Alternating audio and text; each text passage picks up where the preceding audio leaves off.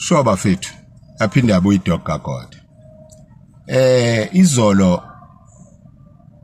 yaba abafundisi bebesontisa ama brother nama sister among other things bebe provider izinsiza kusonta. Izindlu zamasonto kwakuzakha kwakha ama bench namalati nemfanekiso enhlobo indwange isebenza esontweni izitshe isebenza esontweni amawayini amahostia imetal zamakholwa amaflake amakholwa to a certain extent ama uniform amakholwa njalo kuningi. Siyavuma ukuthi ama brother asenciphile ukwakha amasonto asekho ngama brother completely ama sister asenciphile so lo msebenzi uzotransfer wenziwa abantu abangewona ama brother. Khona izinto ekumele mabe uthatha lo msebenzi bazikhumbule. Number 1 ama brother nama sister ayekwenza lokhu njengobizo azi ukuthi ukwenza into kaNkulunkulu. Mawufunda encwadini kaExodus ukulungiswa kwethente lokuhlangana kunobungcwele. Mawuzwe encwadini yokuqala kwamakhosi kwakhiwa kwethempeli likaSolomon ikhambisana nobungcwele. So la mabhizinisi ukwakha yebo kumele bayithola imali but kumele bawaphathe ngomngcwele nabo babe as ngcwele as possible. That is the first thing.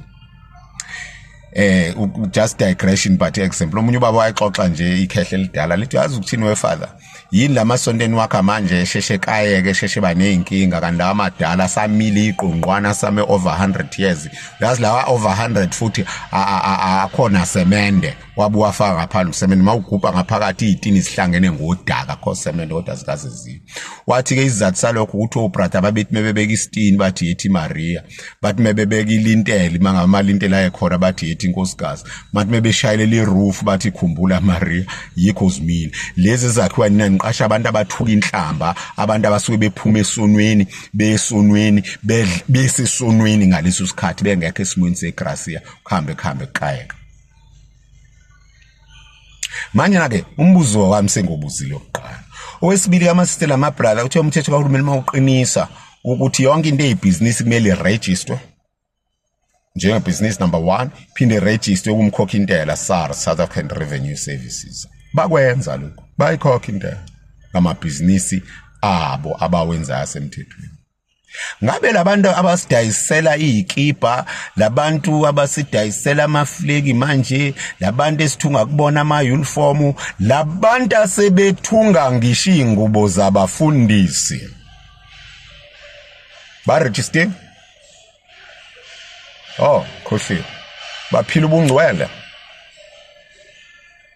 noma bazamela ubungcwele ba register njengenkampani nama business njengoba uthulumeni esho ba register kumkhokha intela njengoba uhulumeni esho noma kuyazenzelwa nje inkohlakalo nje badinga umkhwanazi nabo nje badesha ubishop isithembele akukho inkinga ekuzameni kodwa kumele uzame ngendlela yakhona yalelo business yalinganisa mawukudla kumele beclean ukuze ukudla kwakho ungabagulisa abantu mawusebhizinisi lenkonzo kumele ube ngcwele ngoba inkonzo ingcwele uma yenziwa ngento ezilungiswa abantu abangengcwele hambe ufunda kuExodus makuzokulungiswa into zetende lokuhlangana ukuthi kwenziwa abangcwele uyofunda encwadini yamakhosi yokuqala ngasekuqaleni kwayo kwakhiwa kwethempeli likaSolomon abantu abanomngcwele abakhi ithempeli alakhiwa inombane izinto esizosetshenziswa emngcweleni kumele ziba abantu zenziwa abantu abangcwele noma ungena nabazamela ubungcwele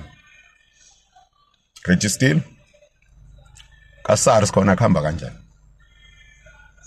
manje sibhizi kuno operation Dudula othi akuxoshwe abantu bokufika abalapha ngokungekho emthethweni fair enough baningi bethi yakusupport futhi lokho we are not against foreigners kodwa they must be here legally ibeki umthetho yakho kodwa thina masohweba lezinto ezingcwele zenkosi illegally uNkulunkulu uthuli nje ave kodwa kumele enze nayo operation Dudula hayi kabi bafowethu okubike manje laba bantu abayiqalele lezi zinto sesigijima thina amakholwa nathi bafundisi siyothenga kubona ngoba bayashibhisa bona singayi kothenga emasisteleni akhethelwe lokhu namabrother akhethelwe ukwenza lokhu naziphilisa ngako siye kulabantu labantu futhi abalethi ngisho umnikelo efanele ebandleni abanye babo. Angifuni ukukhuluma ngokweshumi ngoba vele into yeTestamente lokuqala iTestamente elidala. Kodwa umuntu kumele anikele ikakhulu medle okwasisuntweni.